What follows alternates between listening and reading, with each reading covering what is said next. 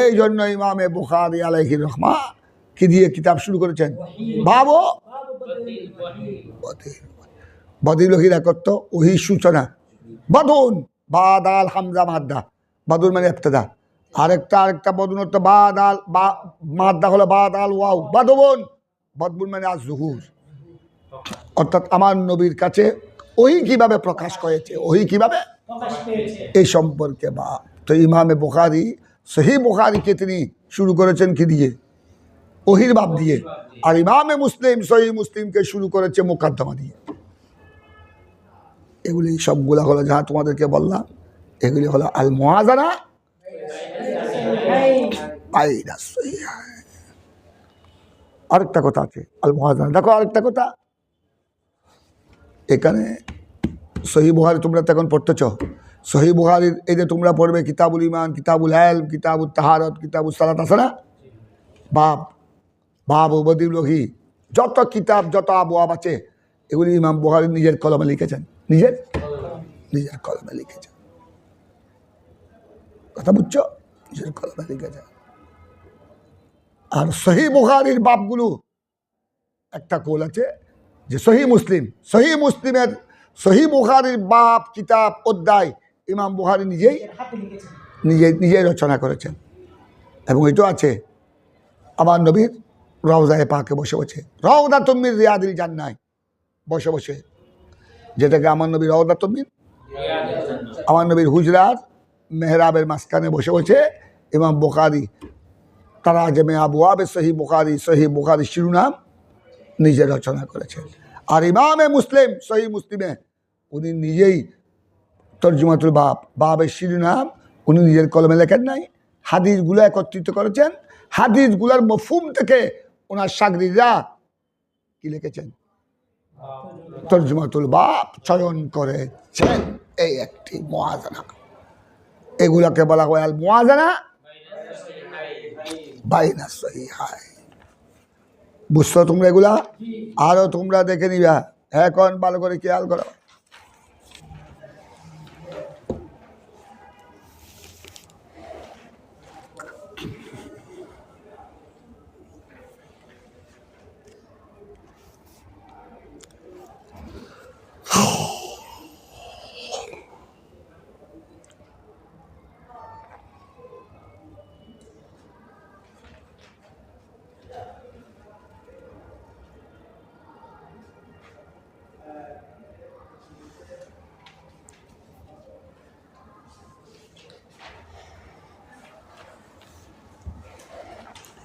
এবার তোমরা আমার থেকে শুনো আরেকটা মশলা, কিছু তো শুনলা দুবাই সহির মধ্যে তুলনামূলক আলোচনা।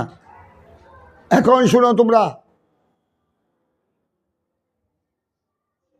সানাউল উলামা আলাল বুখারী যুগের, এই যুগের ইমাম বুখারীর যুগের বড় বড় আলেম, বড় বড় পণ্ডিত জ্ঞানী গুণীরা ইমাম বুখারীর কি প্রশংসা করেছেন।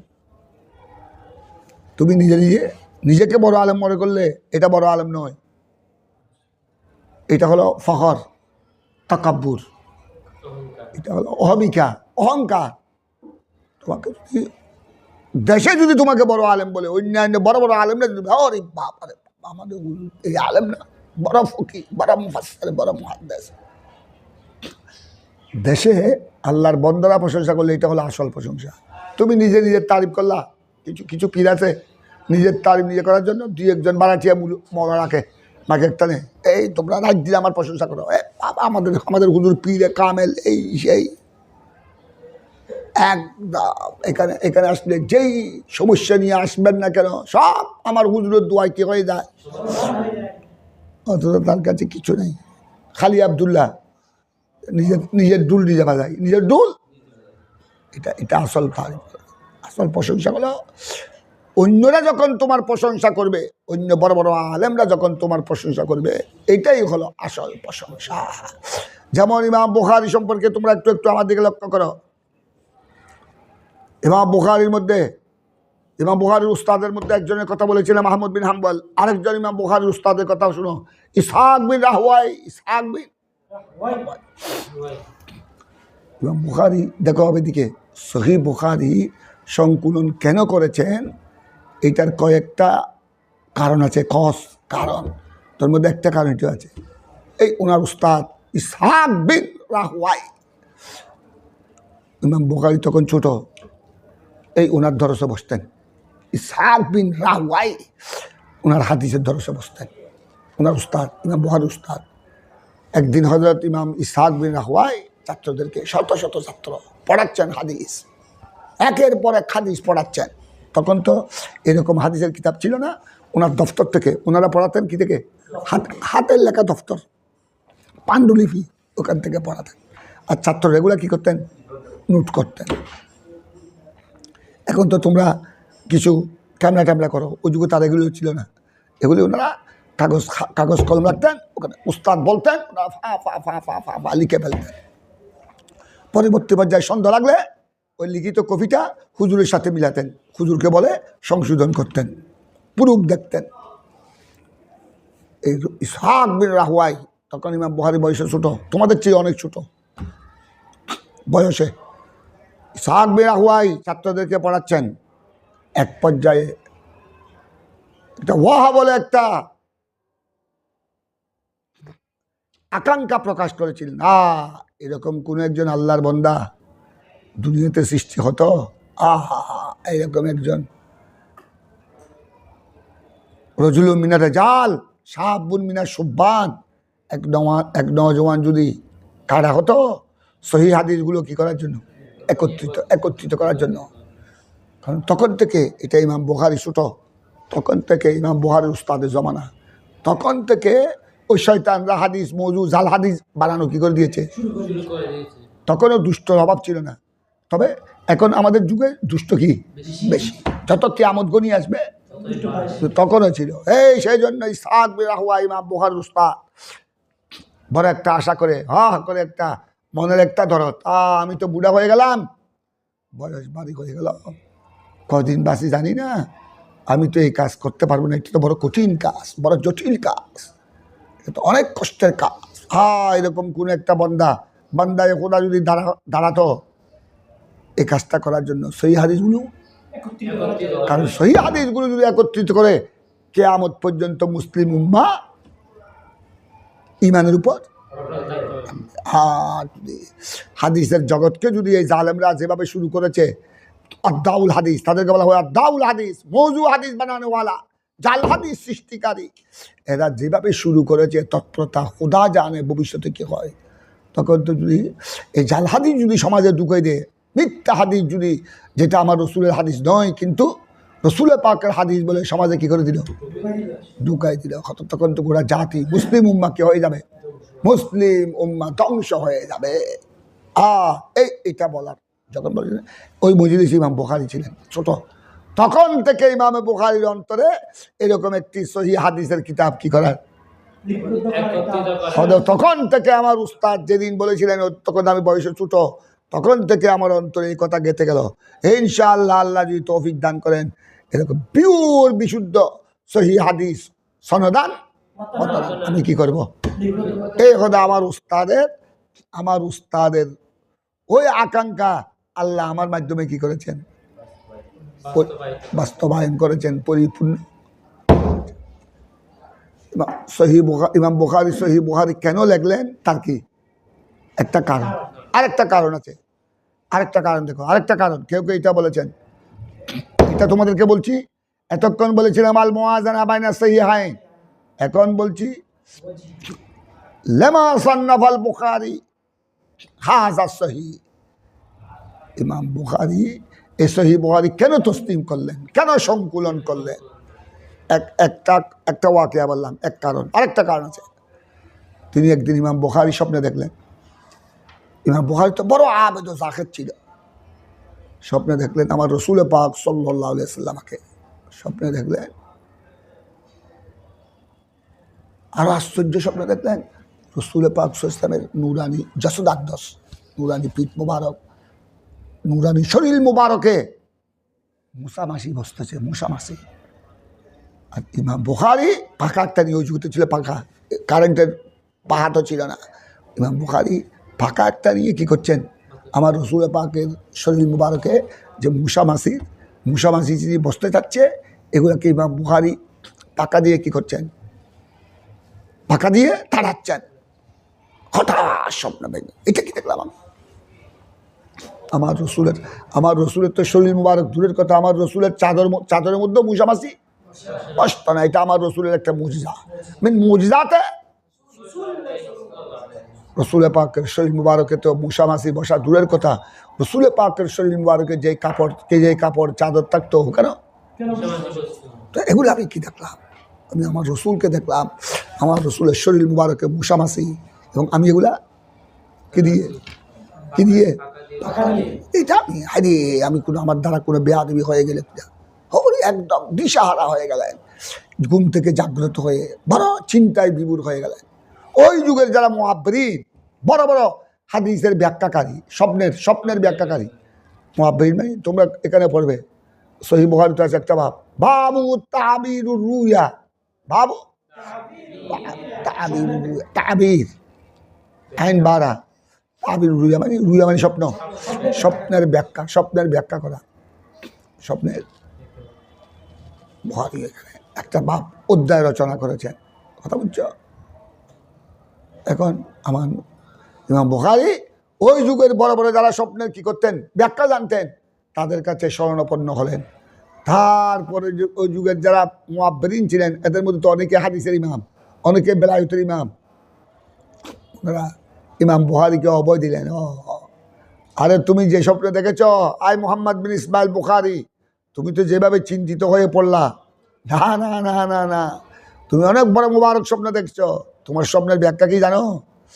তোমার স্বপ্নের ব্যাখ্যা হলো ইনশাআল্লাহ চিরেই তুমি বড় হলে তুমি যেগুলো দেখছো আমার রসুল পাকের নুরানি শরীর মুবারকে কি বসতেছে, মুসাবাছি, তুমি পাকা দিয়ে তাড়াচ্ছ। ওদের এটার ব্যাখ্যা হলো ও চিরেই এই জালেমরা, এই কিছু জালেম শয়তানরা আমার নবীর হাদিস বলে জাল হাদিসের মধ্যে কি করে দিবে, ঢুকিয়ে দিবে, ভবিষ্যৎ আরো বেশি দিবে।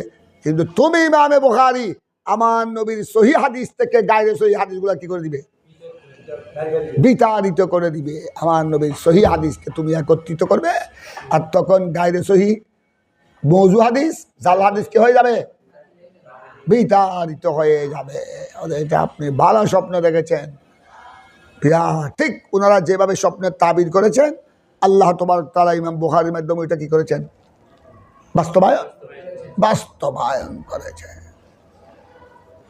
এই দুইটা বলে দিলাম প্রসঙ্গক্রমে। এই দুইটা হলো কিসের জবাব,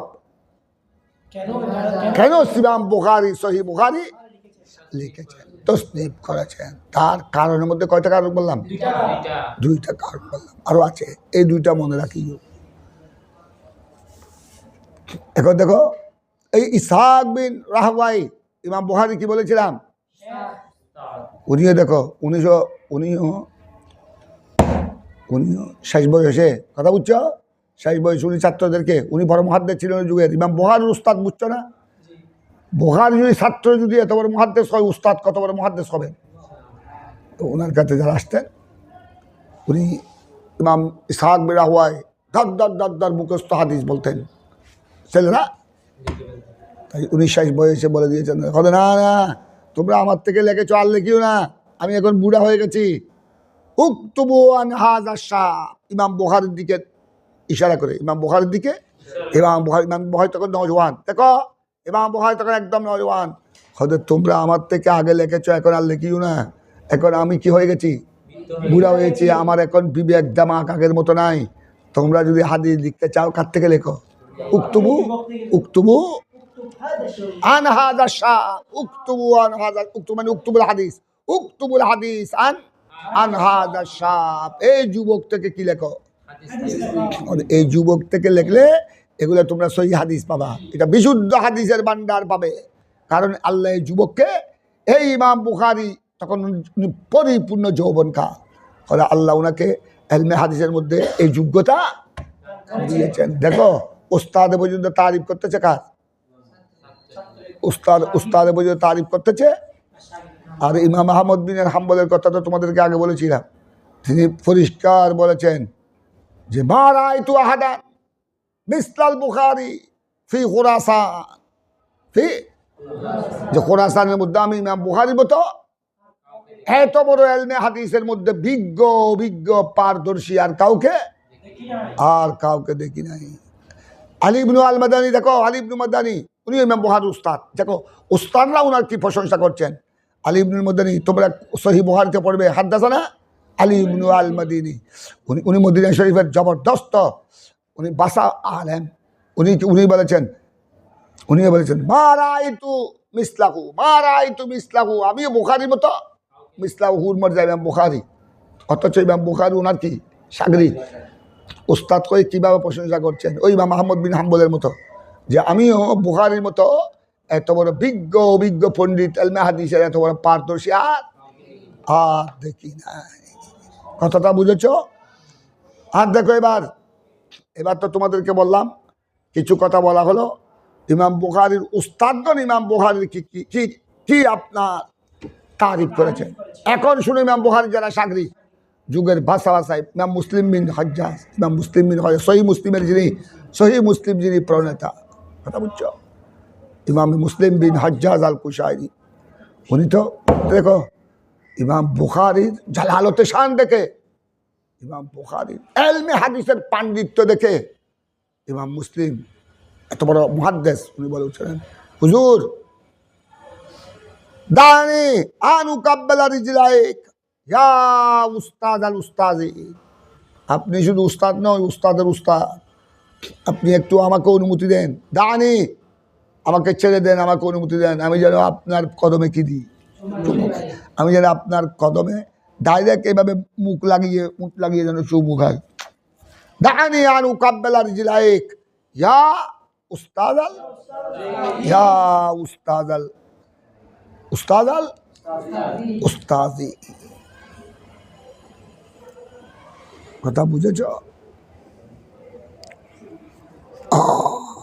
ইয়া সৈয়দ আল মুহাদ্দিসিন তবিব আল হাদিস ফি বেলে। ইমাম তিরমিজি দেখো, ইমাম বুখারীর ছাত্র, উনিও বলেছেন লামারা আহাদান বিনিরা কলাবে খুরাসান ফি মান আল ইলাল ওয়াত তারিখ ওয়া মারিফাতিল আসানি আলামা মিন মুহাম্মদ বিন ইসমাইল।